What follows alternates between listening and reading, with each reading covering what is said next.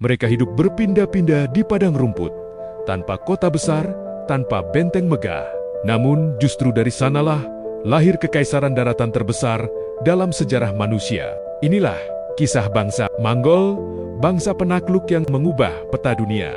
Bangsa Mongol adalah kelompok etnis nomaden dari stepa Asia Timur Mongolia dan Tiongkok Utara, yang pada abad ke-13 Masehi mendirikan Kekaisaran Mongol, salah satu kekaisaran daratan terbesar dalam sejarah.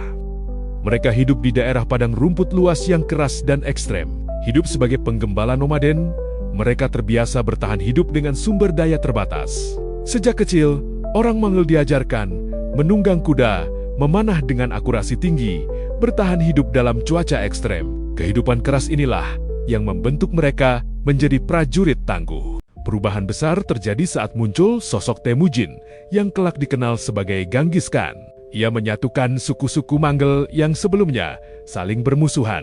Dengan kepemimpinan kuat, hukum tegas, dan sistem merit bukan garis keturunan Temujin, membangun pasukan yang sangat loyal. Pada tahun 1206, ia dinobatkan sebagai Genghis Khan, pemimpin seluruh bangsa Mongol. Kehebatan Mongol bukan hanya soal jumlah, tapi strategi. Pasukan kavaleri ringan super cepat, pemanah berkuda yang bisa menyerang sambil bergerak, taktik tipu muslihat, dan perang psikologis, disiplin militer yang ketat. Kota-kota yang melawan dihancurkan sebagai peringatan.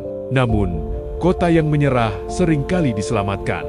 Teror menjadi senjata paling mematikan Mongol. Di bawah Genghis Khan dan penerusnya, wilayah Mongol meluas dengan kecepatan luar biasa. Mereka menaklukkan Asia Tengah, Persia, Tiongkok, Korea, Rusia, Eropa Timur. Dalam waktu kurang dari 100 tahun, Kekaisaran Mongol membentang dari Asia Timur hingga Eropa. Ini menjadikannya kekaisaran daratan terbesar sepanjang sejarah.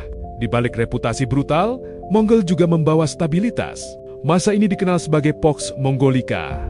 Jalur sutra aman, perdagangan berkembang, pertukaran ilmu, teknologi, dan budaya meningkat. Mongol menghargai keahlian.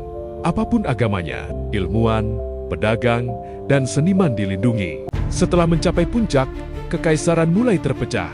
Faktor penyebab, wilayah terlalu luas, konflik internal, perbedaan budaya, munculnya dinasti lokal.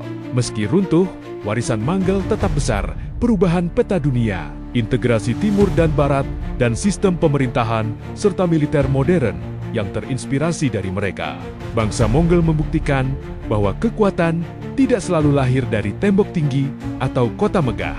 Kadang, kekuatan terbesar justru datang dari padang rumput dan tekad untuk menaklukkan dunia.